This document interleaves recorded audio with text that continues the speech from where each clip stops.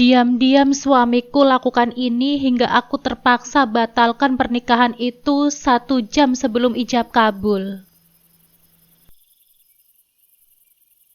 Assalamualaikum sahabat Bunda. Semoga Allah selalu memberikan kesehatan dan kebahagiaan untuk kita semua. Sebelumnya, jangan lupa absen dari daerah mana saja ya Bun, agar silaturahmi kita semakin erat.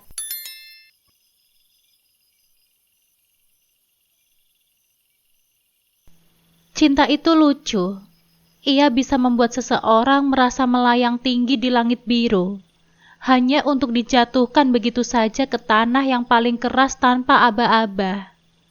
Sore itu, aku sedang duduk di ruang istirahat rumah sakit tempatku bekerja. Sebagai bidan, aku terbiasa menyaksikan tangis, peluh dan perjuangan. Tapi kali ini, bukan suara tangis bayi atau dering telepon UGD yang membuat jantungku berdegup tidak karuan. Semuanya bermula dari satu status WhatsApp. Cincin yang cantik untuk kesayangan, dilengkapi foto cincin emas permata ruby yang mempesona. Status itu milik Mas Ferdi, pria yang dalam hitungan 3 hari lagi akan menjadi suamiku. Pria yang selama ini kuanggap sebagai jodoh terbaik yang Tuhan kirimkan setelah aku melewati berbagai luka masa lalu. Arsitek muda berbakat, mapan, cerdas, dan sejauh ini terlihat hangat mencintaiku. Tapi cincin itu jelas bukan yang kami pilih bersama. Aku bahkan masih ingat betul hari ketika kami berjalan bergandengan tangan di toko perhiasan, memilih cincin kawin kami, emas putih bermata biru laut. Katanya warna itu seperti mataku saat menangis bahagia. Romantis sekali bukan? Lalu siapa yang layak menerima emas permata ruby itu? Mel, kamu kenapa? Suara Dokter Hanif membuyarkan lamunanku. Aku refleks menoleh ke arah dokter muda itu, yang berdiri di sampingku dengan senyum lebar dan ponsel di tangannya. Cie Melia, romantis sekali ya calon suamimu itu. Ledeknya sambil menunjuk layar ponselnya. Detik itu juga, tubuhku seolah membeku. Aku langsung mengalihkan pandangan, menarik nafas dalam untuk menahan getaran di ujung jariku. Aku mengangguk pelan, pura-pura tersenyum, meski hatiku sedang berperang. Aku pura-pura tidak terjadi apa-apa, tapi sejujurnya, semuanya sudah terasa hancur. Mengapa aku tidak bisa melihat status itu di ponselku sendiri? Karena ia menyembunyikannya dariku, karena ia memprivat aku dari status itu. Satu-satunya kemungkinan mengapa aku bisa mengetahuinya sekarang adalah karena dulu pernah 1 kali aku menelpon Mas Ferdi menggunakan ponsel Dokter Hanif. Saat itu ponselku lowbat dan aku sedang bertugas. Mas Ferdi pasti menyimpan nomor Dokter Hanif tanpa sadar. Dan hari ini aku tahu sesuatu yang seharusnya tidak ku ketahui. Setelah keluar dari UGD, aku berjalan seperti mayat hidup. Ponsel terus berdering, mungkin dari Hanif atau direktur rumah sakit yang belum menerima surat cuti dariku. Tapi aku tidak peduli, hatiku dipenuhi 1000 pertanyaan. Tanpa sadar, aku sudah duduk di balik kemudi mobil jas putihku, melaju menembus senja yang kini terasa begitu kelam. Lalu lintas ramai, klakson bersahutan, tapi aku hanya mendengar suara satu, rasa dihianati. Aku harus tahu untuk siapa cincin itu sebenarnya. Gumamku di tengah desingan kendaraan yang kutinggalkan satu persatu di belakangku. Saat suara ponsel semakin keras, aku akhirnya menyerah. Halo? Ada apa dokter? Mel, kamu tadi pergi buru-buru banget. Surat izin cutimu belum kamu serahkan ke direktur. Protes Dokter Hanif dari seberang telepon. Oh iya, maaf dok, aku lupa. Tadi ada urusan penting. Urusan penting? Kamu baik-baik saja kan? Nada suara Hanif berubah cemas, tapi aku terlalu sibuk menatap pikiranku sendiri. Iya, aku baik-baik saja kok. Tolong sampaikan ke direktur ya. Terima kasih dokter. Gak gratis, Mel. Aku mendecak kesal dalam hati.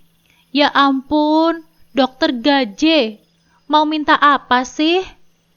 Kirimin aku kue pernikahanmu yang banyak ya. Karena aku gak bisa hadir nanti pas kamu nikah. Aku dinas malam. Aku tertawa hambar. Kalau aku jadi menikah... Apa? Apa tadi kamu bilang? Suara Hanif terdengar kaget. Enggak kok, gak penting. Oke deh, kuenya pasti aku kirimkan. Jawabku cepat. Perjalanan masih jauh. Macet mulai menguar. Jam sudah hampir menunjukkan pukul 6 sore, tapi aku belum juga sampai ke rumah Mas Ferdi. Perjalanan yang biasanya hanya 3 jam, kini terasa seperti menembus semesta yang penuh duri. Kenapa sih harus dapat suami beda kabupaten? Keluhku sendiri. Hati ini perih, tapi aku tahu, aku harus kuat. Aku harus sampai ke rumahnya malam ini juga. Karena sebelum aku mengucapkan akad, aku harus tahu siapa yang sebenarnya mendapatkan cincin cantik itu. Dan jika ternyata jawabannya menyakitkan, aku akan memilih pergi. Meski semua undangan sudah tersebar dan gaun pengantin tergantung rapi di lemari. Aku menepikan mobil di luar pagar Mas Ferdi dan berjalan masuk ke halamannya. Elsa, menantu kesayangan Mama, kenapa baru datang sekarang? Mama kangen. Sekarang usia kehamilanmu sudah berapa bulan? Dar! Terdengar suara calon mertuaku saat aku baru saja sampai di teras rumah mereka. Aku mencoba menahan segala rasa di hati yang mengakibatkan air mata ingin melonjak keluar. Iya, Ma. Maaf sekali. Elsa sibuk dengan berbagai pemotretan. Cucu Mama masih berusia hampir 4 bulan. Perkataan perempuan yang dipanggil Elsa tadi benar-benar menohokku. Kucubit beberapa pipiku dan terasa sakit. Ini bukan mimpi, dan Mas Ferdi yang telah menikah serta mamanya yang sudah mengetahuinya ini nyata. Tapi mengapa mereka melakukan hal itu kepadaku? Aku menajamkan pendengaran dan berusaha lebih jelas lagi mendengarkan percakapan mereka. Dengan hati-hati, aku berusaha mendekat ke arah pintu ruang tamu Mas Ferdi yang sedang terbuka tanpa mengeluarkan suara sedikit pun. Tidak lupa aku meraih ponsel dan kupasang mode merekam agar bisa kujadikan bukti pada ayah dan bunda nanti. Memang harus ya Mas Ferdi menikahi perempuan itu? Aku cemburu loh. Hek! Suara perempuan itu sok manja dan sok centil. Menjijikan. Jangan cemburu sayang. Nanti semua barang yang kuberikan kepada Melia juga akan kuberikan kepadamu. Cincin emas itu salah satu contohnya. Kamu suka kan? Iya Elsa sayang.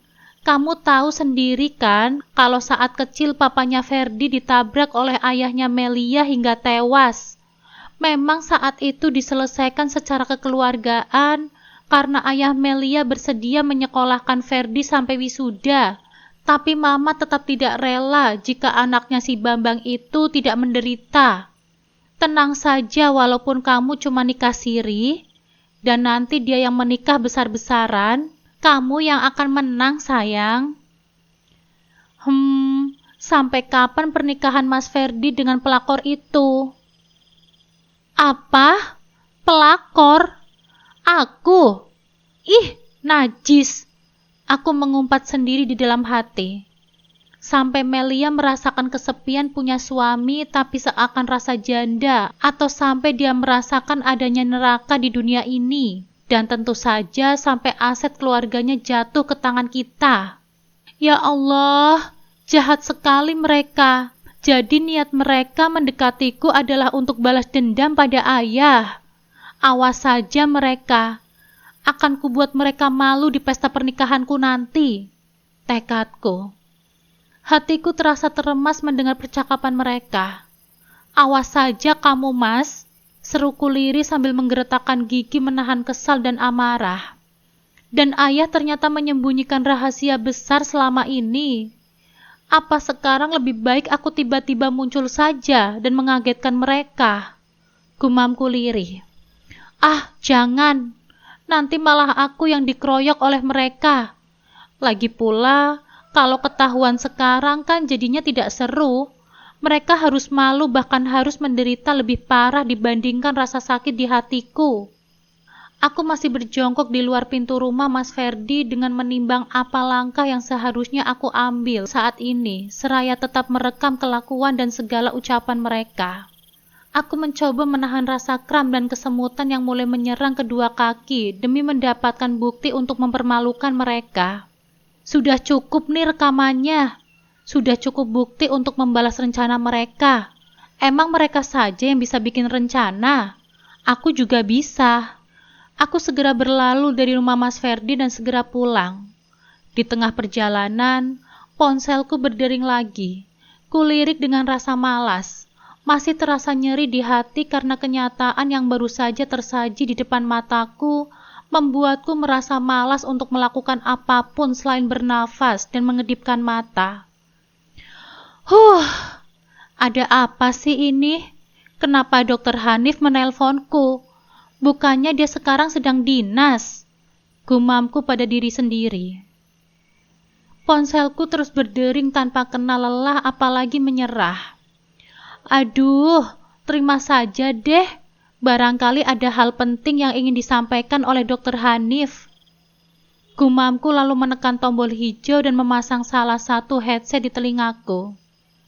Halo dok, ada apa menelpon? Bukannya tadi sedang dinas ya? Terus kata dokter tadi sedang banyak pasien. Kenapa menelpon?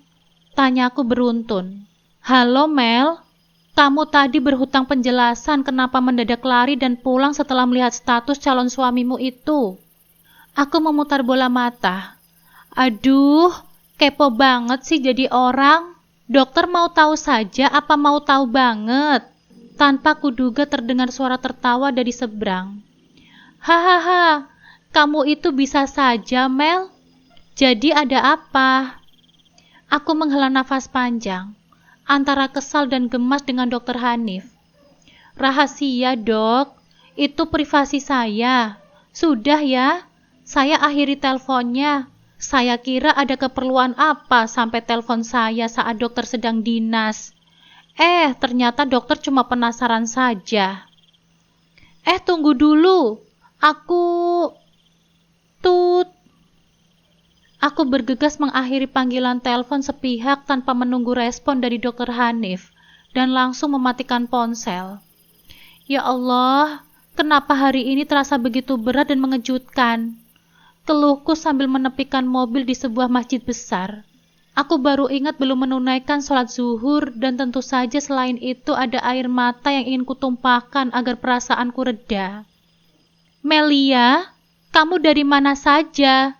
Kok baru pulang? Telepon juga nggak diangkat. Omel bunda saat aku baru saja menutup pintu depan. Aduh bunda, Melia kan sudah besar. Sudah bisa jaga diri sendiri kalau Melia jalan-jalan. Sahutku sambil melenggang masuk ke dalam kamar. Kamu sudah izin cuti ke direktur tempat kamu bekerja belum? Tanya Mas Rizky. Sudah mas. Ayah mana? Di mana lagi kalau bukan di restoran apung?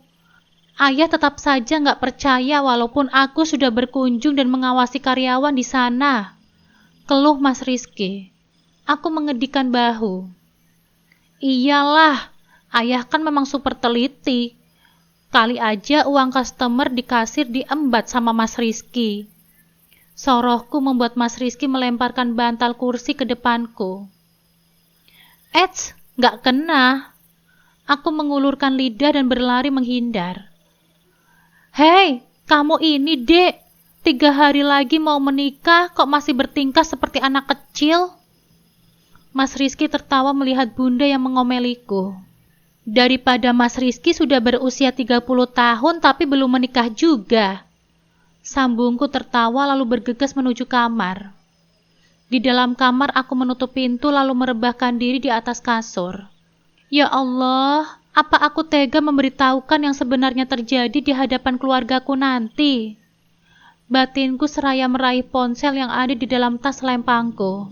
Rekaman dari ponselku tidak terlalu buruk. Masih jelas kalau diputar memakai mikrofon. Sayangnya rekaman gambarnya tidak begitu jelas, karena aku mengambil videonya dari kejauhan. Aku menghela nafas dan air mata mulai mengantri untuk keluar saat menggeser dan membuka galeri foto. Ya Allah, ternyata rasanya sakit sekali menghadapi kenyataan ini. Apa salahku kepada mereka, sehingga Mas Ferdi tega menyusun rencana untuk menciptakan neraka bagiku? Aku bergumam lirih sambil menyentuh foto Mas Ferdi yang sedang melambaikan tangan di area pembangunan perumahan. Apa aku tega mengatakan rencana ini kepada kedua orang tuaku? Padahal mereka serius ingin menebus kesalahan saat ayah menabrak almarhum papanya Mas Ferdi. Aku menggumam lagi dengan pikiran buntu. Tidak terbayang beberapa biaya yang harus digelontorkan ayah untuk pernikahanku yang ternyata sudah direncanakan oleh Mas Ferdi dan ibunya akan menjadi gerbang neraka untukku. Tiba-tiba selintas ide muncul di kepalaku. Ide untuk mempermalukan mereka secara langsung di hadapan banyak tamu. Dan Elsa, sepertinya aku pernah melihat wajahnya. Ah, dia itu kan selebgram lokal. Tentu saja, akan kupersiapkan hal khusus saat pernikahanku. Peristiwa yang akan membuat mereka menyesal pernah membuat rencana untuk menyengsarakanku. Woi, putri tidur, bangun. Ah elah, ileran lagi. Terasa sebuah tangan dingin yang menepuk-nepuk pipiku. Ayo makan, ditunggu ayah tuh. Aku mengucek-ngucek mata. Iya. Perlahan berjalan menuju kamar mandi dan segera mencuci muka secepatnya. Gimana dengan persiapan akad dan walimah nanti, Nduk? Kata ayah saat aku sedang menyendok bakso yang ada di hadapanku. Iya, Pak, jangan khawatir. WO yang disewa sudah profesional kok. Sahutku tersenyum getir. Ah, bagaimana perasaan mereka kalau tahu bahwa aku berencana membongkar kebusukan keluarga mertuaku saat akad nikah nanti? Sejenak berpikir untuk menanyakan tentang kejadian ayah yang menabrak almarhum papanya Mas Ferdi. Tapi kuurungkan, karena sama saja dengan membiarkan rencana yang sudah kususun gagal. Sebentar lagi kamu akan meninggalkan ayah dan bunda. Bunda harap kamu masih mau sering menjenguk kami ya. Tentu saja, Bun. Walaupun rencananya setelah menikah sebulan atau 2 bulan, Melia resign dan ikut ke rumahnya Mas Ferdi. Melia akan sering mengunjungi rumah ini. Sahutku mantap. Ya sudah, ayo kita makan dulu. Keburu dingin nih. Tukas ayah. Aku mengangguk dan berusaha menelan makanan yang terasa sekam di mulutku. Namun tidak lama kemudian, kami serempak berpandangan saat mendengar suara bel di ruang depan berbunyi. Siapa yang bertamu malam-malam begini? Tanya ayah. Biar Melia saja yang bukain ya. Aku beranjak ke arah ruang tamu dan sangat terkejut begitu membuka pintu. Surprise! Seru Mas Ferdi yang datang dengan membawa sebuket bunga mawar merah. Kaget nggak?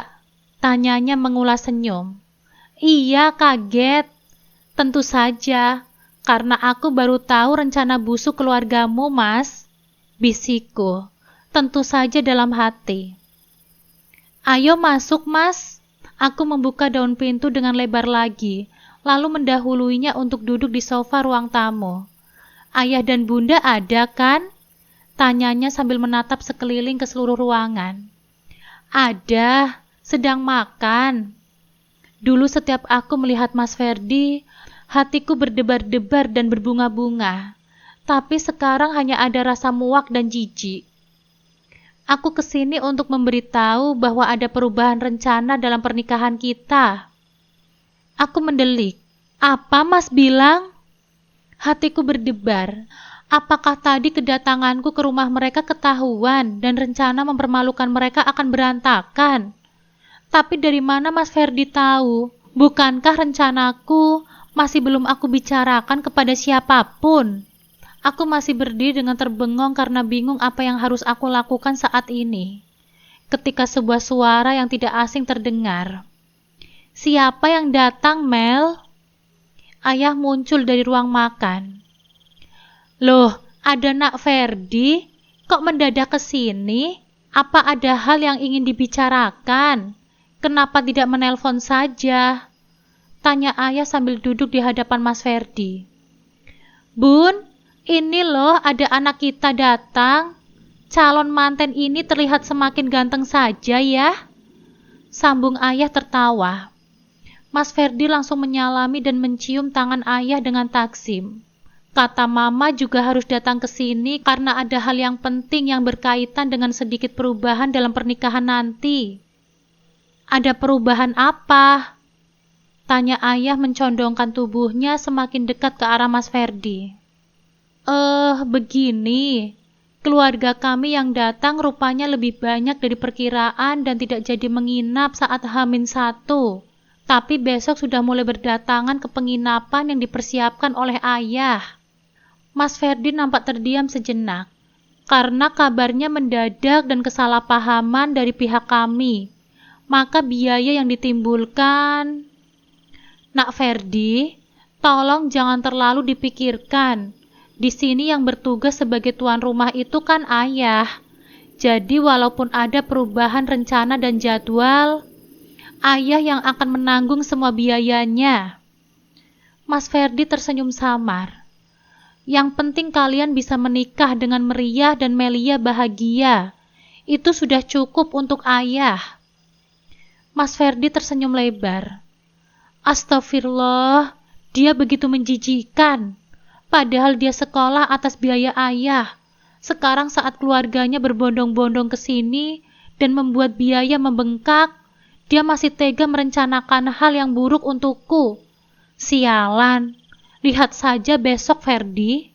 "Iya ya, saya juga sudah tidak sabar ingin menjadi menantu ayah dan membuat Melia bahagia." Tukas Mas Ferdi sambil tersenyum padaku.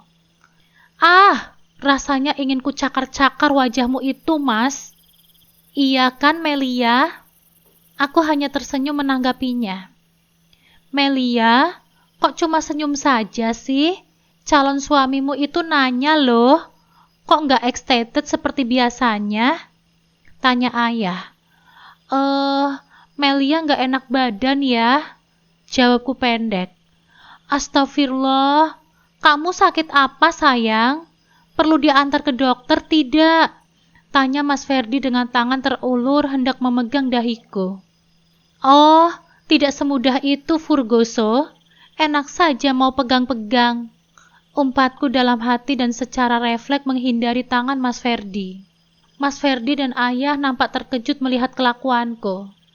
Bodoh amat lah, muak dengan kelakuannya yang sok yes. "Seharusnya kamu itu jadi aktor saja, Mas, bukan jadi arsitek." Melia pusing dan mual. Mungkin mahnya kambuh. Melia ke kamar dulu ya."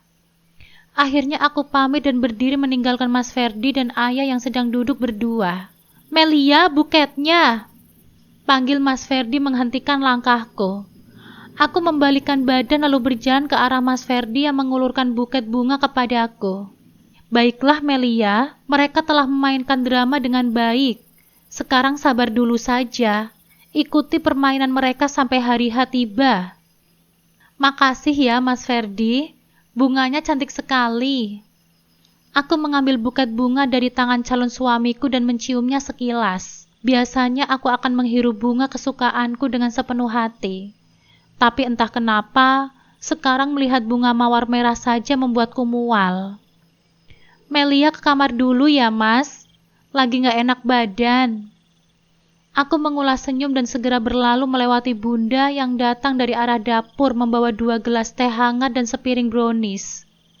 "Loh, kamu mau kemana, Melia? Bawa nampan ini dulu ke depan." Bunda keheranan saat aku melewatinya dengan acuh tak acuh dan langsung masuk ke dalam kamar. Begitu pintu kamar tertutup, Buket bunga langsung aku jatuhkan ke lantai begitu saja. Ya Allah, keluargaku sudah begitu baik dengan keluarganya Mas Ferdi untuk menebus kesalahan yang dibuat oleh ayahku dulu. Mas, tega kamu sama keluargaku.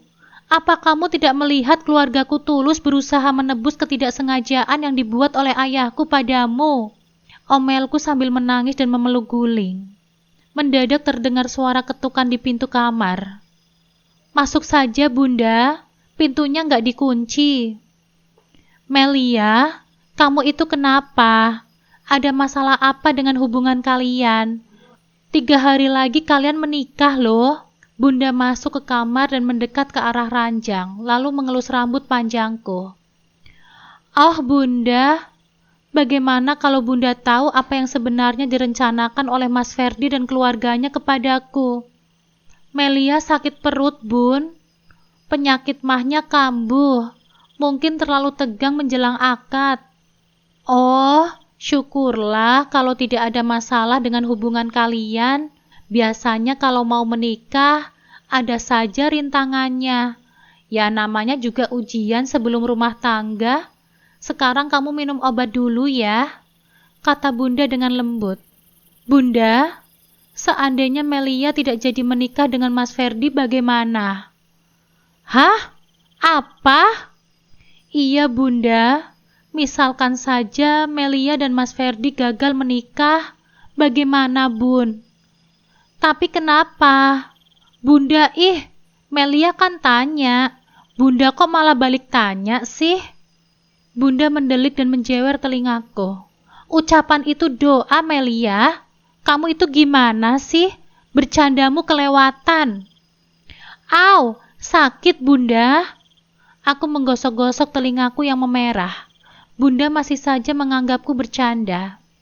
Coba jelasin kenapa kamu bicara seperti itu, tuntut Bunda.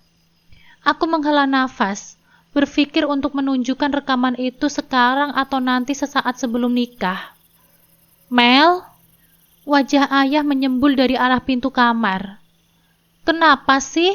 Aneh banget sama Ferdi. Biasanya kamu kalau ada Ferdi, sakit gigi pun langsung amblas.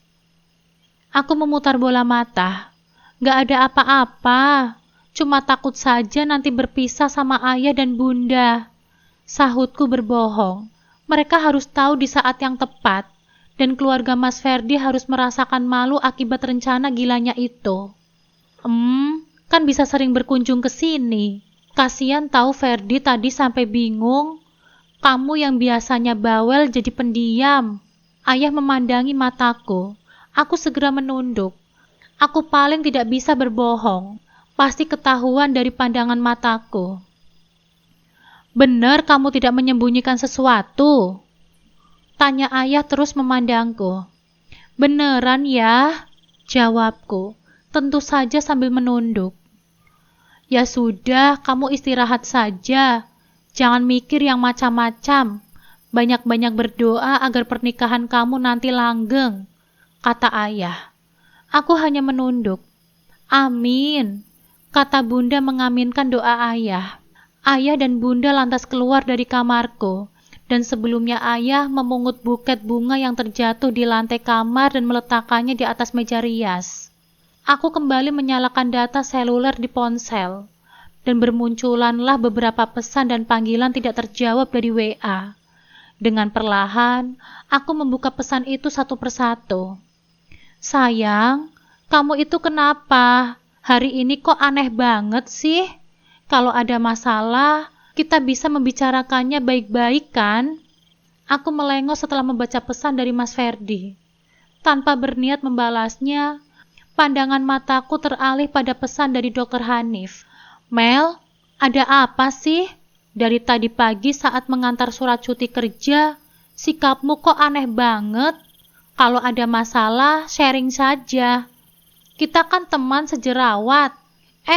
Teman sejawat. Aku tertawa membaca pesan dari dokter itu, lalu memutuskan untuk mematikan data seluler sekali lagi dan mengganti lampu kamar dengan lampu tidur. Bodoh amat, sekarang tidur sajalah. Terlalu banyak hal aneh yang terjadi hari ini. Di sela pikiranku antara tertidur atau belum, aku justru teringat pertama kali bertemu dengan Mas Ferdi. "Yah, siapa dia?" tanyaku saat ayah pulang bersama seorang anak yang kira-kira sebaya dengan Mas Rizky. "Namanya Ferdi, papanya baru saja meninggal dunia. Mulai sekarang, Ferdi akan sering datang ke sini dan bermain bersama kalian." Ayah tersenyum sambil menepuk kepalaku. Aku memandangi anak laki-laki yang terdiam itu. Ayah lalu meninggalkan kami di halaman depan rumah dan menemui Bunda yang menunggu di ambang pintu ruang depan. Ayah dan Bunda terlihat berbicara serius, lalu tidak lama kemudian Bunda mendatangiku. "Sayang, sambil menunggu Mas Rizky pulang dari sekolah, kamu ajak Mas Ferdi main dulu ya. Bunda mau bicara serius sama ayah," kata Bunda lirih sambil membelai pipiku. Dan aku pun mengangguk. "Mas Ferdi kan tadi namanya? Yuk kita ke kolam ikan. Warnanya bagus-bagus. Mas Ferdi pasti suka." Aku memberanikan diri memegang telapak tangannya, dan Mas Ferdi pun menurut. Kami melihat ikan warna-warni di kolam bersama. Sejak saat itu hubungan kami mulai berjalan. "Jangan ganggu Melia!" seru Mas Ferdi seraya mengusir beberapa teman perempuanku yang sering mengatai kurus dan tulang belulang berjalan. "Kamu gak apa-apa kan Melia? Mana Rizky?" tanya Mas Ferdi dengan lembut sambil mengembalikan tasku yang terjatuh di tanah akibat dirampas oleh teman-teman sekelasku itu. "Aku gak apa-apa kok Mas. Mas Rizky tadi katanya ada pertandingan bola, jadi aku menunggu jemputan sendirian." "Oh, kalau begitu pulang dengan aku saja yuk." Mas Ferdi setengah menarikku mendekat ke arah motornya. "Tapi maaf ya, motor Mas cuma motor biasa, bukan motor yang keren," kata Mas Ferdi sambil memakai helm. Aku memandangi wajah tampannya sesaat lalu segera menunduk. "Yang penting kan Mas membeli Jupiter ini dengan bekerja di rumah apung ayah saat pulang sekolah. Hasil kerja keras sendiri lebih keren," sahutku. Mas Ferdi tersenyum. "Iya, ayo naik." Aku lalu naik di boncengan motor Mas Ferdi dan sebelumnya membenahi rok abu-abuku. "Kamu makan yang banyak aja, Mel." "Lah, emang kenapa Mas kalau makanku sedikit?" protesku. "Aku ngerasa cuma boncengin angin. Hahaha." "Ah, asem kamu Mas." Aku mencubit pinggangnya dengan keras. "Au! Melia tega amat sih nyubit orang yang sudah cinta mati sama..." Mas Ferdi menutup mulutnya mendadak. Aku pun terkejut mendengarnya. Kuncup-kuncup bunga mulai bermekaran di hati. "Mas, tadi bilang apa? Coba diulangi lagi," pintaku dengan dada berdebar. Tanpa kuduga, Mas Ferdi justru menepikan motornya lalu turun dari motor dan memetik sekuntum bunga mawar merah yang ada di pagar rumah orang. "Melia Zahra, aku mencintaimu sudah sejak lama. Maukah kamu menungguku untuk menjadi seorang arsitek yang handal lalu menjadi istriku?" tanya Mas Ferdi. Ya Allah, ini mimpi bukan sih? Seseorang yang telah lama kuimpikan menyatakan cinta kepadaku. Jadi apa jawabannya? Tentu saja iya, jawabku sambil menerima bunga mawar merah yang diulurkannya kepadaku. Makasih Melia, sahut Mas Ferdi seraya mengelus rambutku. Jadi kita resmi pacaran nih? Tanya Mas Ferdi sambil menatapku. Aku memutar bola mata. Gimana ya Mas? Ayah kan melarangku untuk pacaran. Jawabku mengambang. Mas Ferdi nampak berpikir sejenak. Ya sudah, kita nggak usah pacaran saja. Lah terus, kalau aku dekat dengan teman laki-laki lain, boleh nggak? Mas Ferdi memajukan bibirnya. Jangan dong Mel, kita nggak usah pacaran tapi TTM-an saja. Jadi kita tahu kalau kita saling mencintai tapi tidak melebihi kontak fisik. Gimana? Aku tersenyum lebar. Bagus juga idenya Mas Ferdi. Mas Ferdi bisa melindungiku dari para cewek pembuli yang cowoknya demen sama aku dong. Tentu saja, aku kan pemberani, tukas Mas Ferdi. Ye, asik, terima kasih ya Mas, seruku sambil melompat-lompat karena bahagia. Iya, sama-sama. Dan tolong tunggu Mas sampai selesai sekolah, kuliah, dan mendapatkan pekerjaan yang bagus, agar bisa melamar kamu di depan ayah. Mataku berbinar mendengarnya. Tentu saja, aku akan selalu menunggu Mas Ferdi. Janji. Mas Ferdi mengulurkan jari kelingkingnya ke arahku. Janji. Aku pun menautkan jari kelingkingku pertanda kami saling meresmikan janji. Aku menangis terisak saat mengingat semua masa lalu yang indah tapi ternyata membungkus semua kebohongan fatal. Kamu tega, Mas. Tega kamu, bisiku seraya terisak. Aku menelungkupkan wajahku pada kedua telapak tangan di atas meja rias. Sekali lagi flashback tentang Mas Ferdi yang telah menikah, bahkan istrinya yang telah mengandung membuat hatiku terkoyak. Bergantian dengan ingatan tentang perhatian yang selalu diberikannya kepadaku. Bunga mawar merah pemberiannya selalu menghiasi meja belajarku, dan rekaman-rekaman lagu yang dinyanyikannya dengan gitar akustiknya yang bisa membuatku melayang. Ah, rasanya aku tidak sanggup mempermalukannya saat akad nanti. Aku pun tidak kuat jika harus memendam sendiri tentang kenyataan bahwa dia telah mempermainkanku. Aku membuka laci meja riasku, mengambil sebotol obat tidur. Aku nggak bisa menggunakan hal ini seorang diri. Kubuka botol obat itu, lalu kuambil 10 butir pil kecil berwarna putih, mengembalikan botolnya pada laci kemudian menelannya sekaligus. Tidak berapa lama aku merasa pandangan mataku menggelap. Aku merasakan kepalaku berat dan mencium aroma yang sangat familiar dengan indera penciumanku. Aroma rumah sakit. Bunda, aku menghela nafas berat. 2 selang oksigen tertancap di kedua lubang hidungku.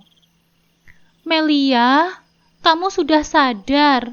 Apa yang kamu minum sampai seluruh badan kamu dingin semua, nak? Tanya ibu dengan cemas. Bunda, Melia baru saja sadar. Jangan menghujani dia dengan berbagai macam pertanyaan dulu. Biarkan dia beristirahat. Terdengar suara ayah yang sedang duduk di sofa ruang rawat inap. Tadi Ferdi dan mamanya kemari menjengukmu. Keluarganya sudah sampai ke penginapan. Mereka nampak sangat mencemaskanmu. Mas tidak mengerti kenapa kamu meminum diazepam secara berlebihan. Mas Rizky membuka suara. Aku menunduk. Ayah dan bunda terkejut. Diazepam itu apa? Tanya bunda. Obat tidur. Rizky menemukannya di laci meja rias. Dulu saat Melia insomnia akibat tugas kuliahnya yang menumpuk, dia selalu mengonsumsi diazepam. Mas baca sebotol ini 10 butir tadi, Mas lihat isinya tinggal 50 butir. Kamu minum berapa kemarin? Tanya Mas Rizky. Aku menunduk. Sudah, Riz. Jangan pojokkan adikmu terus. Kasihan dia. Sudah tertidur dari kemarin dan baru sekarang siuman. Jangan dibebani dengan macam-macam pertanyaan. Lagi-lagi ayah melindungiku. Tidak. Mas Rizky benar. Aku menyembunyikan sesuatu tentang Mas Ferdi. Ayah terlihat memucat. Ada apa dengan Ferdi? Bukankah dia pria yang sangat sopan dan paling baik yang pernah kita kenal sebelum ini? Tanya bunda. Aku tersenyum miring. Mana ponsel Melia? Tanyaku pada seluruh anggota keluarga yang ada di dalam ruangan yang sama denganku. Mas gak bawa, mungkin di kamar kamu di rumah. Tolong bawain ke sini ya Mas. Ada yang mau Melia tunjukkan ke Mas Rizky, ayah dan bunda. Baiklah, aku telah memilih untuk memberitahu seluruh keluargaku tentang rencana Mas Ferdi dan ibunya. Daripada aku harus sengsara sendirian memikirkan pengkhianatan Mas Ferdi. Mata Mas Rizky membulat. Tentang apa sih? Memangnya ada kaitan apa sih antara ponsel kamu, Ferdi dan juga tentang kondisi kamu saat ini?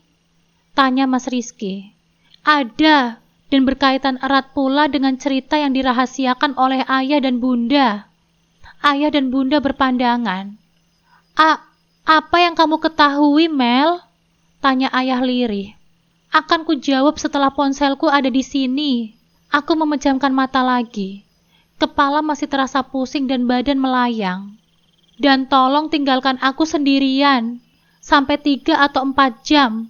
Melia ingin di sini sendirian. Tolong jangan biarkan siapapun masuk termasuk Mas Ferdi sekalipun. Pintaku. Tapi Melia, bagaimana dengan pernikahanmu? Tanya bunda.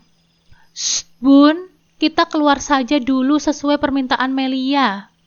Ayah menarik tangan bunda menjauh. Oh iya, ada seseorang yang sangat mencemaskanmu saat kamu masuk UGD dengan kondisi lemah. Mas gak tahu apa dia selingkuhanmu atau tidak, sehingga kamu jadi berubah terhadap Ferdi. Tapi tolonglah, jangan mudah main hati jika sudah memilih hati yang lainnya. Aku membuka mata lagi. Apa maksudnya Mas Rizky? Kenapa aku yang dituduh selingkuh hanya gara-gara sikapku pada Mas Ferdi telah berubah? Melia tidak Belum sempat aku menuntaskan kalimatku, Mas Rizky meninggalkan kamarku sambil berujar. Namanya Hanif. Apa? Hanif? Tidak mungkin. Gumamku karena aku tahu dengan pasti siapa Hanif. Setelah kesalahpahaman dengan Mas Rizky, sore harinya Ferdi datang menemuiku. Kamu tidak apa-apa kan? Tanya Mas Ferdi dengan wajah cemas. Gimana dong dengan acara akad kalian? Sayang dong kalau kamu sakit. Apa kamu belum cuti kerja? Tanya ibunya Mas Ferdi seraya mengelus rambutku. Ih, pura-pura segala. Najis. Umpatku dalam hati. Aku telah tidur nyenyak selama 5 jam. Dan begitu bangun tahu-tahu Mas Ferdi dan ibunya sudah ada di sofa tempat aku dirawat bersama keluargaku. Mana ponselku? Tanyaku dengan lemah. Ada di laci bufet samping kamu tidur. Jawab Mas Rizky dengan pendek. Apa ada yang menyentuhnya selain Mas Rizky? Tanyaku cemas. Tidak ada. Kenapa sih bangun tidur malah HP saja yang kamu pikirkan? Coba pikirkan tentang pernikahan kita. Tanya Mas Ferdi mengelus rambutku. Hilih, pura-pura. Sekarang kamu mengelus rambutku setelah semalam kamu tidur dengan Elsa. Untung saja sebelum menelan diazepam kemarin, passwordnya sempat ku ganti. Kita akan tetap menikah sesuai jadwal yang tertera di undangan. Mas Ferdi dan ibunya langsung tersenyum lebar. Ya Allah, apa segitunya ingin kamu menikahiku dan membuatku menderita, Mas? Lalu apa artinya perhatian kamu selama ini? Apakah semua itu hanyalah omong kosong saja? Hatiku terasa nyeri mengingat rencana Mas Ferdi dan ibunya. Kalau kamu masih sakit, jangan dipaksa menikah. Ibu Mas Ferdi tersenyum lalu mengelus rambutku. Mama sangat berharap kamu bisa menjadi menantu Mama, karena selama ini sudah begitu akrab denganmu, kata ibu Mas Ferdi sambil memegang tanganku dan mengelusnya. Wah, setuju sekali. Ingat gak Mel saat kamu dan Mama rujakan bareng? Ke mall bareng, sudah seperti bunda loh. Timpal Mas Ferdi. Ayah dan bunda tersenyum melihat akting Mas Ferdi dan ibunya. Ini diminum dulu teh manisnya. Pasti kamu merasa haus dan lapar kan setelah pingsan begitu lama? Tukas Mas Ferdi lalu mengambilkan segelas teh hangat yang memang disiapkan oleh rumah sakit. Mas Rizky lalu memutar tuas yang ada di ujung ranjang pasien tempatku berbaring, hingga posisiku menjadi setengah duduk. Nah, ayo diminum dulu, biar kamu merasa lebih segar. Mas Ferdi mendekatkan bibir gelas teh hangat itu ke mulutku. Huek! Kesel amat melihatnya, tapi tak urung juga di depan keluargaku. Ku minum teh hangat itu sedikit. Aku mengulas senyum. Melia kuat kok, Ma. Mas, hanya ada sedikit masalah. Tapi besok Melia minta pulang karena sudah sehat. Kamu bisa cerita semua tentang masalah kamu sama aku. Kita kan setelah ini resmi menjadi suami istri. Jadi masalahmu adalah masalahku juga, kata Mas Ferdi sambil mengembalikan gelas di atas nakas. Mas Ferdi mengelus bahuku. Aku hanya bisa menanggapinya dengan senyuman kecil. Pret, ini masalahnya berkaitan dengan kamu, Bambang. Iya, nanti Mas Ferdi juga tahu tentang masalahku kok saat waktunya sudah tepat. Tiba-tiba ponsel yang ada di saku Mas Ferdi berbunyi. Mas Ferdi segera meraih ponselnya lalu keluar dari kamar rawat inapku sebelum menerima panggilan telepon di ponselnya. Itu pasti dari perempuan itu. Kelihatan sekali dari ekspresi wajahnya. Tak lama kemudian, Mas Ferdi kembali ke kamar lalu berbisik ke telinga ibunya. Ibunya mengangguk dan menatapku serta seluruh anggota keluargaku. Rupanya kami harus pulang. Ada urusan mendadak yang harus kami selesaikan, kata ibunya Mas Ferdi. Kami pamit dulu dan semoga lekas sehat ya sayang. Mas Ferdi dan ibunya berpamitan padaku. Setelah mereka tak nampak lagi, aku meminta tolong Mas Rizky untuk mengambil ponsel yang ada di laci meja. Passwordnya tanggal lahirku. Silahkan buka file rekaman, Mas. Ayah dan Bunda silahkan ikut mendengar apa yang telah Melia rekam. Mas Rizky melakukan apa yang aku minta, dan ayah Bunda pun mendekat untuk mendengarkan rekaman suara Mas Ferdi dan mamanya. Dan wajah mereka pun terkejut. Kok kamu bisa dapat rekaman ini? Dan kenapa kamu baru cerita sekarang? Tanya Mas Rizky bingung. Ini karena status WhatsApp Mas Ferdi. Entah Mas Ferdi yang sengaja menulis status di WhatsApp-nya, tapi lupa memprivat temanku. Atau istri Mas Ferdi yang menuliskan status WhatsApp itu. Jawabku sambil memperhatikan wajah keluargaku yang masih nampak tidak percaya.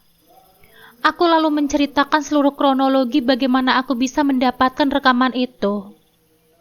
Bangsat si Ferdi itu, air susu dibalas dengan air tuba, seru Mas Rizky mengepalkan tangannya.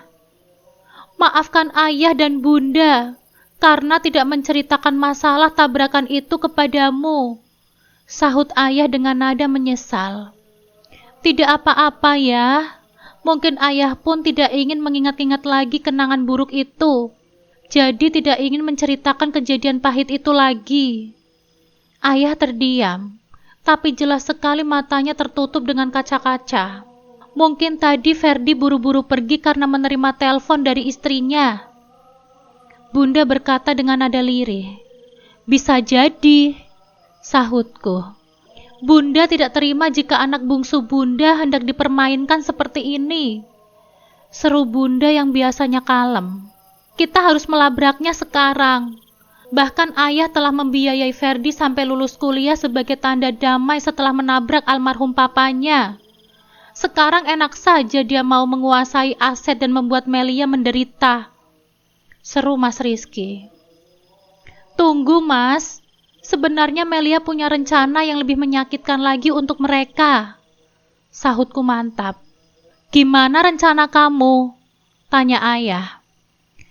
Begini rencana Melia. Malam itu pun semua yang ada di situ setuju dengan rencanaku. Kamu sudah minta pulang, Mel? Tanya Hanif dengan stetoskop terkalung di lehernya. Iya, aku sudah merasa sehat. Lusakan aku akad. Kulihat sekilas Hanif menarik nafas panjang. Kok aneh-aneh saja sih, Mel? Pakai acara lemas dan ke UGD, seharusnya nyalon biar tambah cantik. Selorohnya sambil meletakkan diafragma ke dada dan perutku, lalu memintaku menarik nafas panjang. Dok, kok dokter yang memvisit saya? Bukannya seharusnya dokter spesialis dalam? Tanyaku. Dokter spesialis dalamnya sedang keluar kota. Semua pasien rawat inap dititipkan kepadaku. Lagi pula, walaupun aku dokter umum, Tapi aku kan juga sepinter dokter spesialis. Ganteng lagi. Sayangnya masih jomblo. Selorohnya tertawa. Apaan sih dokter? Malah curhat di sini. Bikin geli tahu. Lagian dokter bukannya nggak mau nyari calon sih. Tapi nggak bisa. Karena dokter kan... Aku langsung menutup mulutku dengan telapak tangan. Apaan sih? Emangnya kenapa denganku? Tanya Dokter Hanif dengan ekspresi wajah penasaran. Hei Melia, gak bagus ngomongin kelemahan orang. Apalagi ada orang lain yang ikut mendengarkan. Kalau mau mengingatkan, sebaiknya berdua saja, jangan sampai orang lain tahu. Tukas Bunda membuatku tersipu. Tuh, dengar kan apa kata bunda kamu? Ya sudah, hari ini boleh pulang. Obat untuk pulang nanti dikonsulkan ke spesialis dalam ya. Jangan sering-sering minum obat tidur, gak bagus. Hanif tersenyum seraya berpamitan kepadaku dan keluargaku. Itu dokter ganteng juga ya, sopan lagi. Kenapa bukan dia saja yang menjadi menantu bunda? Bunda melihatku dengan serius membuatku tidak bisa menahan tawa. Dokter Hanif itu banyak penggemarnya, dan Melia sering melihat dia gonta-ganti cewek. Sudah pulang dari rumah sakit, Yang? Tanya Mas Ferdi seraya memegang buket mawar merah saat aku baru saja tiba di rumah. Enak aja manggil aku Yang.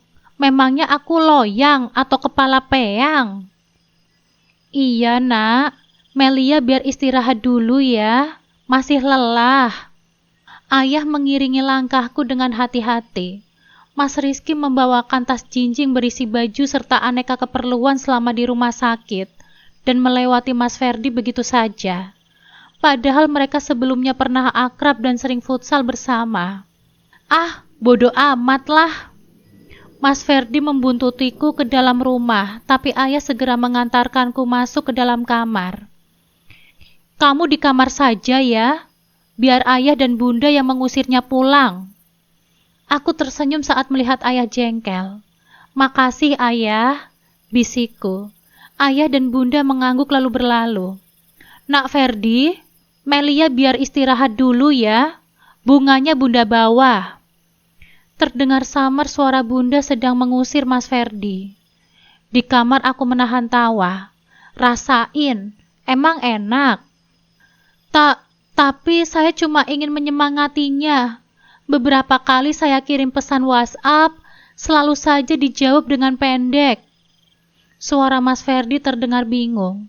Mungkin dia tidak mengira kalau calon mertuanya sekarang bisa bersikap sedingin es batu. Nak, Melia itu baru saja keluar dari rumah sakit. Jadi biarkan dia istirahat agar pernikahan kalian berjalan dengan lancar. Lebih baik sekarang kamu pulang saja. Suara ayah terdengar tegas, dan setelah itu tidak terdengar suara apa-apa lagi.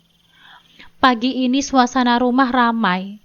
Sesuai rencana yang kami lakukan, kami akan mempermalukan Mas Ferdi dan keluarganya. Aku duduk di belakang Mas Ferdi dengan hati yang tidak menentu. Ada rasa sedih, tapi aku bersyukur karena bisa mengetahui kebusukan Mas Ferdi sebelum benar-benar menikah dengannya. Pak Penghulu sudah datang dan duduk di samping ayah. Ayah menjabat tangan Mas Ferdi dengan tangan kanan, sementara tangan kirinya memegang mikrofon. Silahkan dimulai akadnya, Pak. Penghulu berkopiah hitam itu mempersilahkan ayah untuk memulai ijab kabul. Bismillahirrohmanirrohim. Nak Ferdi, saya kecewa dengan apa yang Nak Ferdi dan keluargamu rencanakan. Dengan seenaknya ingin menikahi Melia, anak bungsu ayah, untuk disakiti dan menguasai aset ayah. Jadi dengan berat hati, di hadapan semua tetamu dan keluarga di sini, saya memutuskan untuk membatalkan acara pernikahan ini. Suara ayah terdengar tegas tapi bergetar, menggema di seluruh penjuru rumah karena memakai pengeras suara. Pasti ayah merasa hancur sama sepertiku. Maafkan Melia ya. Gara-gara Melia ingin membalas sakit hati Melia, ayah juga ikut menanggung malu di hadapan tamu. Terlihat wajah para tamu terutama Mas Ferdi dan mamanya memucat. Gumaman-gumaman mulai terdengar bersahutan. Tunggu, saya tidak terima. Apa-apaan ini? Jelaskan pada saya kenapa saya harus dipermalukan seperti ini. Terdengar suara mama Mas Ferdi yang berdiri dan berkacak pinggang. Masih mengelak? Kalau begitu dengarkan ini. Ayah memutar file rekaman suara pada ponselku dan langsung memasukkannya pada pengeras suara. Semua yang hadir di ruang tamu terkejut. Suara yang terdengar di ponselku begitu jelas. Ada suara Mas Ferdi, mamanya dan Elsa. Nah, seperti yang kalian simak barusan, ada rencana buruk di balik rencana pernikahan ini. Tunggu. Sepertinya ini ada masalah internal yang harus diselesaikan secara kekeluargaan saja. Kalau begitu, saya pulang dulu, kata penghulu itu sambil menggeleng-gelengkan kepalanya menyalami ayah. Terima kasih atas kedatangannya dan saya mohon maaf. Ayah menerima uluran tangan penghulu dengan wajah yang ditegarkan. Hahaha, kamu itu lucu sekali, Melia. Mas Ferdi tertawa seraya melihatku serius. Aku mendelik, keheranan dengan Mas Ferdi yang tertawa sumbang setelah rahasianya terbongkar. Apanya yang lucu, Mas? Kamu pikir nasibku cuma guyonan? Tanyaku ketus. Kamu pikir semua yang ada di ruangan ini akan percaya hanya karena dengan rekaman suara saja? Ayolah, bukankah rekaman suara dapat dibuat oleh siapapun yang suaranya mirip? Tanya Mas Ferdi tersenyum penuh kemenangan. Memang, saat itu aku hanya bisa mendengarkan suara dari balik pintu rumah, tapi aku juga punya bukti lain soal kamu yang sudah punya istri. Aku tersenyum sambil menuju ke ayah dan mengambil ponsel yang dipegang oleh ayah. Mas Rizky, tolong LCD-nya. Pintaku pada Mas Rizky sesuai rencana. Mas Rizky mengangguk dan langsung mengambil mesin LCD yang biasanya diputar untuk hiburan pengunjung resto menikmati lagu-lagu.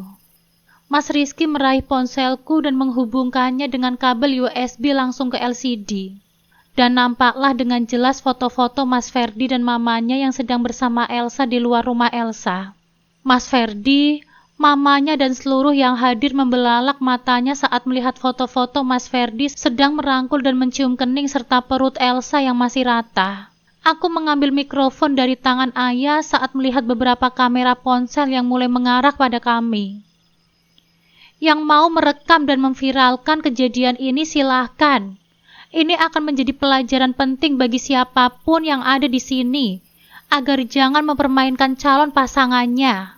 Aku berkata lantang seperti saat memberikan penyuluhan di rumah sakit atau balai desa dengan memandangi tatamu secara serius. Kenal dengan perempuan di foto itu? Artis lokal dari kabupaten sebelah. Mesra bukan? Dia itu istri siri Mas Ferdi. Tunggu, ini fitnah. Kamu masih bisa bilang ini fitnah? Kamu ingat saat kamu menerima telepon dan langsung pergi sama mamamu saat di rumah sakit?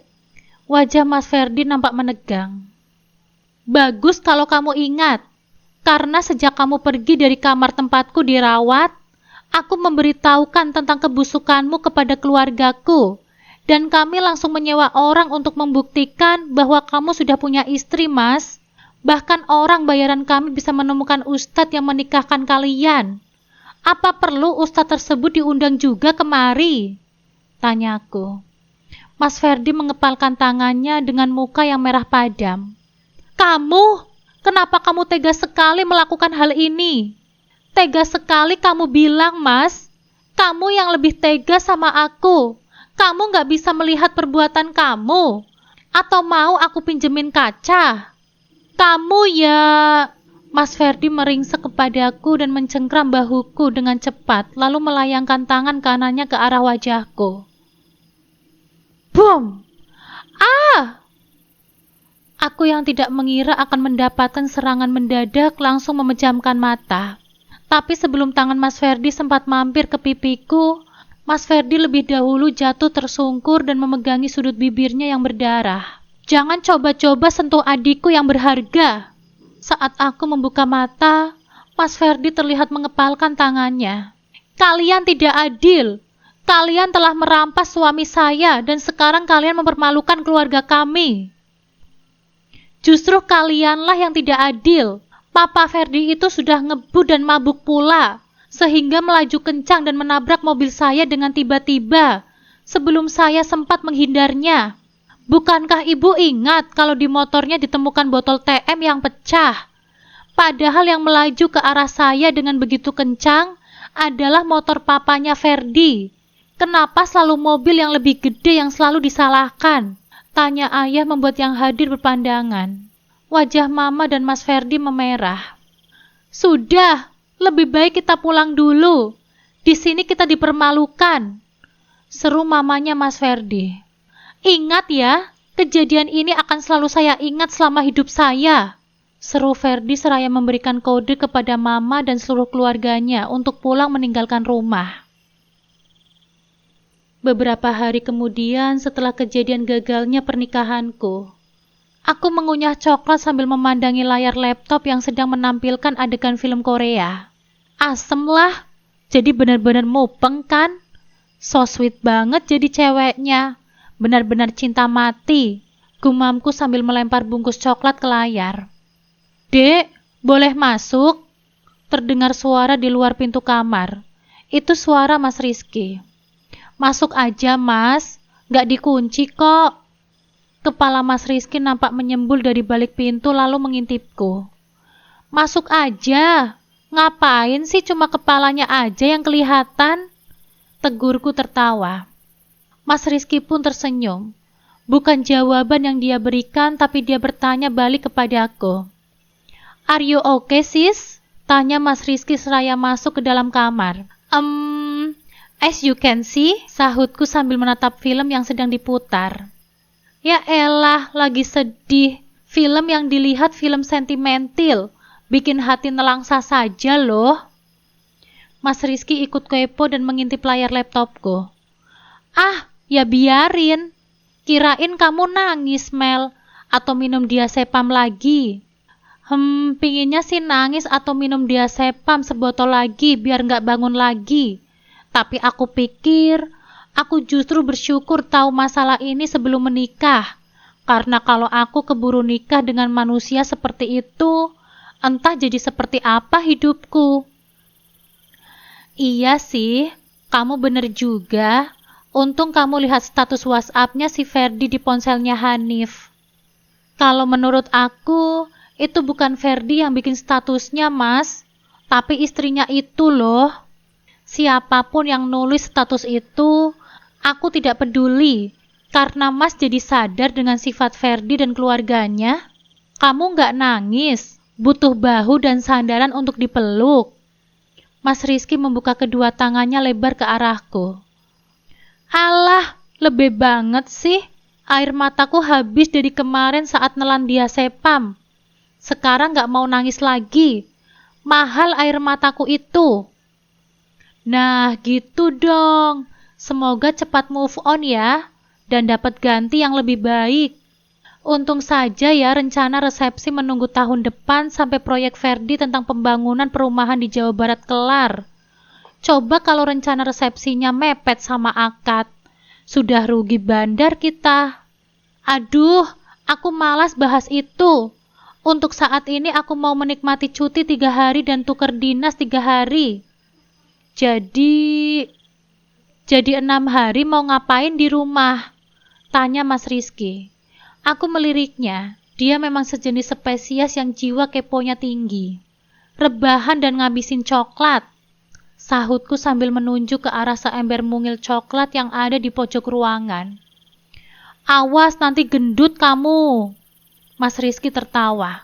Gak mungkin lah mas, aku itu kan sejenis makhluk etonop yang akan tetap kurus meskipun makan sebanyak apapun. Alah, sombong. Ya sudah mas, keluar dulu. Aku meraih ponsel yang sedari tadi kuacuhkan di pojok kasur. Sengaja aku silent karena dari pagi banyak telepon dan pesan WhatsApp masuk dari teman dan saudara. Begitu kuraih ponsel, bertepatan dengan Hanif yang menelpon. Wah Mel, ada apa tadi pagi? Terdengar suara Hanif dari seberang telepon. Pagi tadi maksudnya gimana? Tanyaku pura-pura tidak tahu. Kamu viral, Mel. Di grup UGD dan rumah sakit tersebar videomu sebelum akad. Kenapa jadi seperti itu? Turut prihatin ya, Mel? Gak apa-apa. Nanti juga akan hilang sendiri kalau sudah sebulan. Aku terlanjur dendam. Jadi ingin membalas sakit hati kepada Ferdi dan keluarganya. Hening sejenak. Mel, boleh bilang sesuatu tidak? Bolehlah, Dok. Emangnya mau bilang apa? Kalau model seperti kamu, percayalah akan mendapatkan ganti 1.000.000 kali lebih baik. Aku saja sebenarnya mau kok sama kamu. Ucapan Hanif membuatku nyaris tersentak coklat yang aku kunyah. Alah, aku masih belum memikirkan cari pasangan, Dok. Tapi dokter serius tentang hal itu.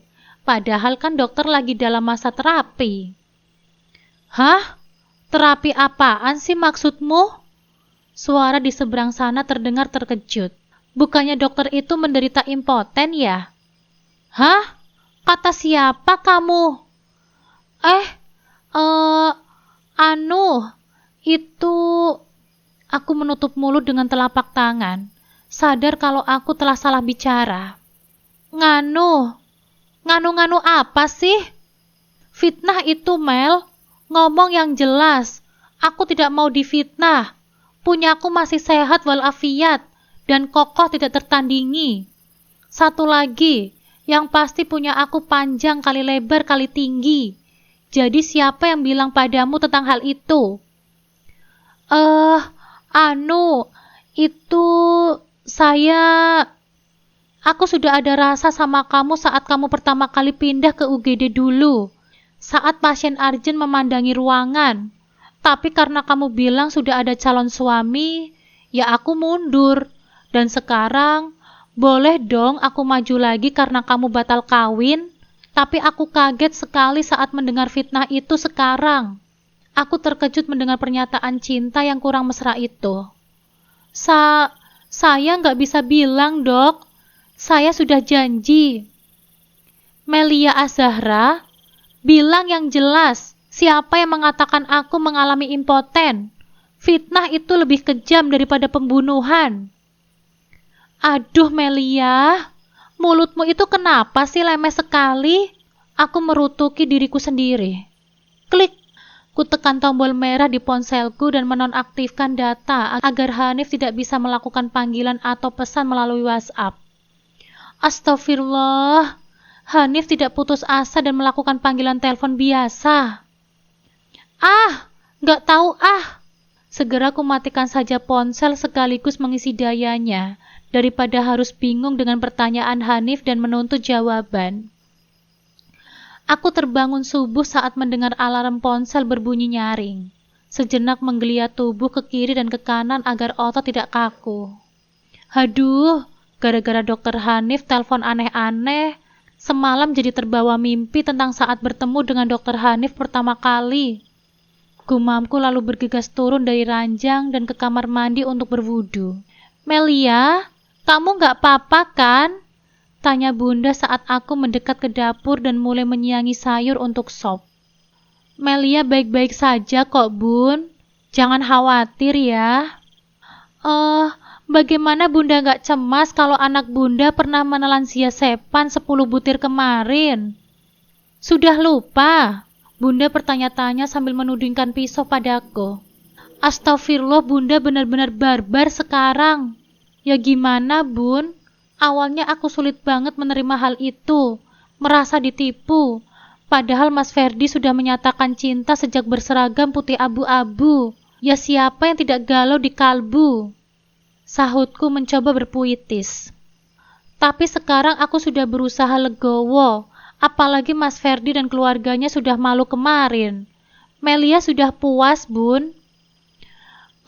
Ya sudah kalau begitu. Mumpung masih jam 6, biar bunda saja yang memasak. Kamu nyapu teras dan tolong siramin tanaman bunda ya. Kasihan nanti kalau tanaman bunda layu. Bunda mahal tuh beli aneka daun talas. bonsai, dan mawar aneka warna. Oke, Bunda. Aku beranjak ke depan dan mulai meraih sapu saat aku melihat sebuah mobil Alphard merapat di luar pagar.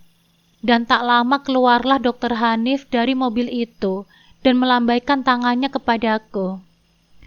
Ya salam, kenapa dia kesini pagi-pagi sih? Jangan-jangan hendak membahas masalah semalam. Batinku kacau seolah aku baru saja meletuskan balon hijau. Aduh, dia menuju ke sini lagi. Aku segera bersembunyi di balik tiang rumah. Assalamualaikum. Pagi, Mel. Kalau bersembunyi, mbok yang masuk akal. Saya boleh bertamu nggak? Waalaikumsalam. Ternyata ada Dokter Hanif. Masuk aja, Dok. Tapi di teras saja ya. Soalnya saya belum nyapu rumah. Tukasku basa-basi. Semoga dia merasa bahwa aku tidak ingin menerima tamu dan langsung pamit pulang. Harapku. Di teras ide yang bagus. Kebetulan saya memang suka outdoor. Dokter Hanif melangkah santai dan tanpa kupersilahkan langsung duduk di kursi kayu di teras. Loh, kok duduk, Dok? Tanyaku heran. Bukannya tadi ada yang bilang kalau saya boleh bertamu tapi di teras saja? Tanyanya balik. Aku memukul dahi pelan. Lupa. Suasana hening sejenak. Aku hanya menunduk menukuri ubin lantai. Kamu ternyata pendiam ya? Tanya Dokter Hanif akhirnya. Aku langsung mendongak menatap mata bening dokter itu. Ya kali, Dok. Saya harus nyanyi sambil salto padahal kemarin saya baru saja mengalami kejadian heboh. Sahutku ketus. Dokter Hanif tertawa. Untung saja ganteng walaupun tingkahnya ngeselin. Kamu itu lucu ya? Selalu tersenyum dan membuat bahagia orang yang dekat sama kamu. Dokter jangan kira orang yang humoris dan selalu tertawa adalah orang yang benar-benar bahagia. Siapa tahu orang itu menyembunyikan kesedihannya dan menangis paling panjang dalam sujud akhirnya pada Tuhan.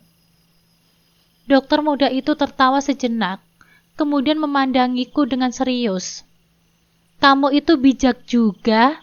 Jadi siapa yang mengatakan kalau saya itu impoten padamu? Pertanyaan Dokter Hanif membuatku salah tingkah. Apalagi saat dia mulai mencondongkan badannya ke arahku yang belum mandi. Yang memberitahu saya, Mas Ferdi, Dok. Mata bening Dokter Hanif menatapku lekat, seolah berusaha membaca kejujuran di balik tatapanku yang gugup. Namun jantungku berdebar tidak karuan, mengalahkan semua aroma di sekeliling. Ferdi? Nada suara Hanif terdengar datar, tanpa emosi yang bisa kubaca. Namun ada sorot mata dingin yang membuatku semakin menciut. Kenapa dia mengatakan hal seperti itu? Tanyanya lagi. Kali ini lebih pelan namun menusuk. Aku menunduk, memainkan ujung kaosku yang terasa basah oleh keringat dingin. Saya tidak tahu, Dok. Tiba-tiba saja dia mengatakan itu saat kami sedang memilih cincin pernikahan. Saya juga bingung mengapa dia bisa berkata seperti itu. Hening kembali menyelimuti teras. Kicauan burung di pepohonan rindang halaman rumahku terasa begitu riang. Kontras dengan kegelisahan yang aku rasakan. Aku memberanikan diri menatap Hanif. Ekspresinya sulit ditebak. Kamu percaya padanya? Tanya Hanif tiba-tiba. Aku menggeleng cepat. Tentu tidak, Dok. Saya merasa ada yang tidak beres dengan semua ini. Tapi saya tidak punya bukti apapun. Sebuah senyum tipis mengembang di bibir Hanif. Sekarang kamu punya. Aku mengerutkan kening, tidak mengerti maksudnya. Sebelum aku sempat bertanya, Hanif berdiri. Terima kasih sudah jujur, Mel. Jangan khawatir, saya tidak akan mengkonfrontasi Ferdi secara langsung. Tapi dia harus menerima akibat dari kebohongannya. Ada nada dingin dalam suaranya yang belum pernah kudengar sebelumnya.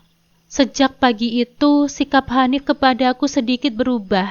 Ada perhatian lebih, tatapan yang lebih lembut, dan senyum yang lebih sering menghiasi wajahnya. Kami semakin sering pulang bersama setelah shift malam yang melelahkan.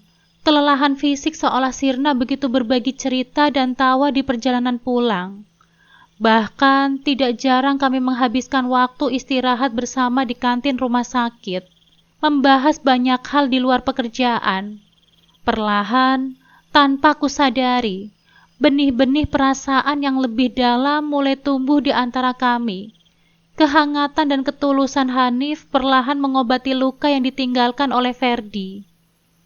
Beberapa bulan berlalu, aku mulai terbiasa dengan kehadiran Hanif dalam hidupku.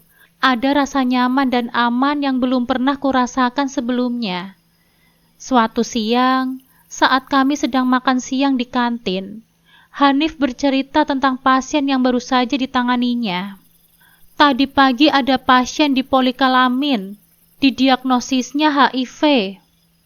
Ujar Hanif dengan nada prihatin. Aku mengangguk pelan, sudah terbiasa mendengar cerita-cerita pilu dari Hanif.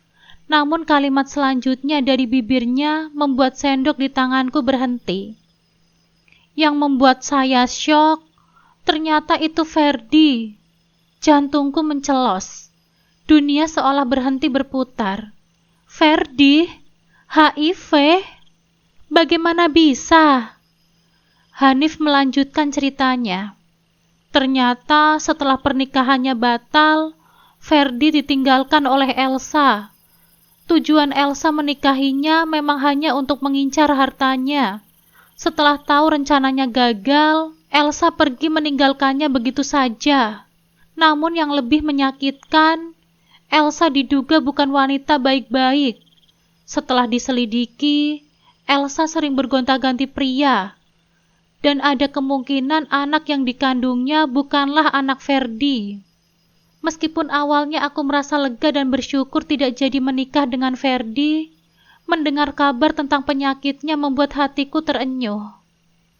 HIV stadium 3. Hanif bilang waktunya mungkin tidak akan lama lagi. Ada rasa kasihan yang tidak bisa kupungkiri. Bagaimanapun juga, pernah ada rasa sayang di antara kami. Dan mengetahui akhirnya hidupnya akan begitu tragis membuatku merasa pilu. Beberapa hari kemudian, ibunya Ferdi menghubungiku. Dengan suara yang penuh penyesalan dan air mata, beliau memohon agar aku mau bertemu dengan Ferdi. Beliau dan keluarganya sangat menyesal atas perbuatan mereka dan ingin meminta maaf secara langsung.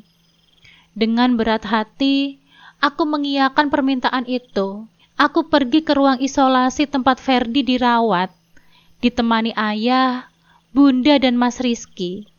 Ibu Ferdi langsung memelukku dengan erat, menangis terseduh-seduh sambil berkali-kali mengucapkan maaf. Ayah dan Bunda pun ikut menyampaikan rasa prihatin dan kekecewaan mereka kepada Ferdi. Saat mataku bertemu dengan mata Ferdi yang terlihat sayu dan pucat, hatiku terasa tercabik-cabik. Laki-laki yang pernah aku cintai, yang pernah berjanji akan membahagiakanku, kini terbaring lemah dengan penyakit yang mematikan. Penyesalan terlihat jelas di matanya.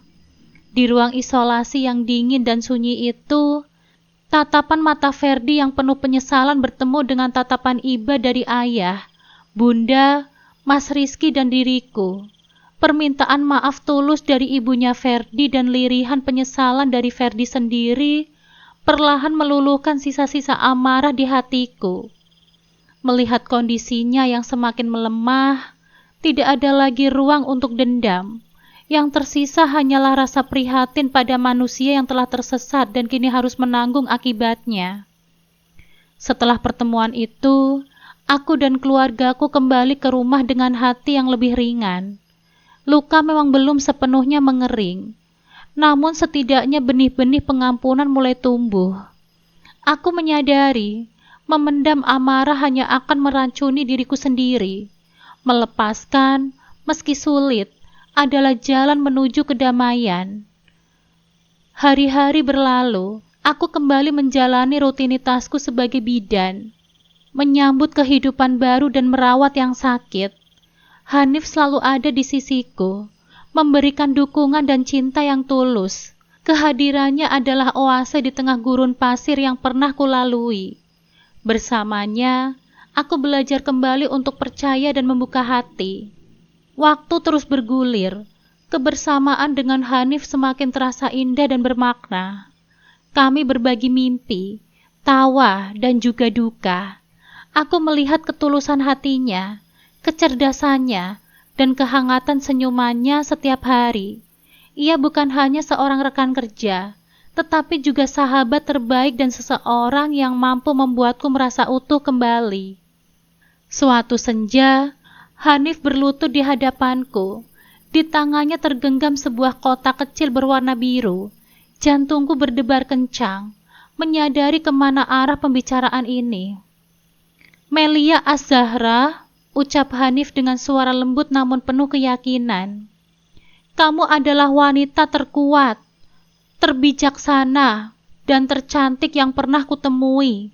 Setelah semua yang kita lalui bersama, setelah kamu mengizinkanku mengisi ruang di hatimu yang sempat terluka, aku ingin bertanya, maukah kamu menghabiskan sisa hidupmu bersamaku? Maukah kamu menjadi istriku?" Air mata bahagia mengalir di pipiku. Aku mengangguk tanpa ragu. "Iya, Hanif, aku mau. Aku sangat mau." Senyum Hanif merekah, secerah bintang-bintang di atas kami. Ia menyematkan cincin perak sederhana di jari manisku. Cincin itu tidak semewah cincin yang pernah dipilih oleh Ferdi, namun terasa jauh lebih berharga karena tersemat dengan cinta dan ketulusan. Pernikahan kami berlangsung sederhana namun hikmat. Ayah dan bunda mendampingiku di pelaminan. Mata mereka berkaca-kaca haru. Mas Rizky berdiri gagah di sampingku sebagai wali. Di antara para tamu, aku melihat Manda tersenyum bahagia. Bahkan beberapa rekan kerja di rumah sakit juga hadir, turut berbagi kebahagiaan kami. Saat Hanif mengucapkan ijab kabul dengan lantang dan mantap, air mataku kembali menetes. Kali ini bukan air mata kesedihan, melainkan air mata syukur dan kebahagiaan yang tidak terhingga. Aku telah menemukan cinta yang sesungguhnya, cinta yang tulus dan menerima apa adanya. Kehidupan pernikahan kami berjalan harmonis. Hanif adalah suami yang penyayang, pengertian, dan selalu mendukungku dalam segala hal. Kami membangun rumah tangga yang penuh cinta, tawa dan kesederhanaan. Aku merasa damai dan bahagia, sesuatu yang sempat hilang dari hidupku. Beberapa waktu kemudian, Hanif mengabarkan bahwa Ferdi telah meninggal dunia. Meskipun pernah dikecewakan, aku tetap merasa sedih mendengar berita itu. Bagaimanapun juga, dia pernah menjadi bagian dari hidupku. Aku dan Hanif menyempatkan diri untuk melayat, memberikan penghormatan terakhir. Di sana, aku melihat Ibu Ferdi yang nampak begitu terpukul. Aku memeluknya, mencoba memberikan sedikit kekuatan. Kehidupan terus berjalan. Aku dan Hanif membangun keluarga kecil yang bahagia. Tuhan menganugerahkan kami seorang putra yang lucu dan menggemaskan. Aku bersyukur atas segala yang aku miliki. Pengalaman pahit di masa lalu telah mengajarkanku tentang arti ketulusan, pengampunan, dan cinta sejati. Dan aku menemukan cinta itu pada diri seorang dokter umum yang sederhana namun memiliki hati yang luar biasa. Dr. Hanif, suamiku. Bersamanya, aku yakin badai kehidupan seberat apapun akan mampu kami lalui bersama. Tahun-tahun berlalu bagai aliran sungai yang tenang. Rumah tangga yang kubina bersama Hanif semakin kokoh dan berwarna. Tawa anak-anak memenuhi setiap sudut rumah, menjadi melodi indah dalam kehidupan kami. Profesi bidan tetap kujalani dengan penuh dedikasi, ditemani oleh suami yang selalu mendukung dan menginspirasi. Kenangan tentang Ferdi dan masa lalu yang penuh luka perlahan memudar. Tidak terlupakan namun tidak lagi menyakitkan. Aku belajar bahwa setiap kejadian, seburuk apapun, mengandung hikmah yang bisa dipetik. Pengkhianatan Ferdi memang menghancurkan impianku, namun di saat yang sama, membuka jalanku untuk menemukan cinta yang lebih tulus dan sejati bersama Hanif.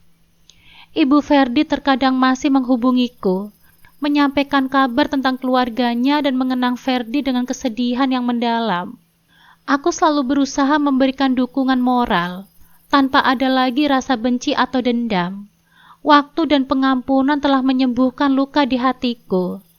Hanif dengan segala kesederhanaan dan ketulusannya adalah bukti nyata bahwa cinta sejati itu ada.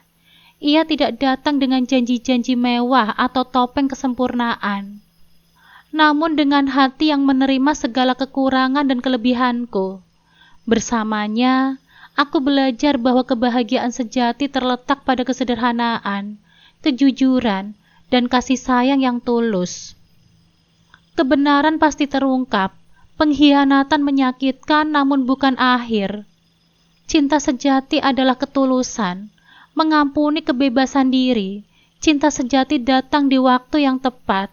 Keluarga adalah kekuatan, dan setiap kesulitan mengandung pelajaran berharga untuk menuju kebahagiaan sejati.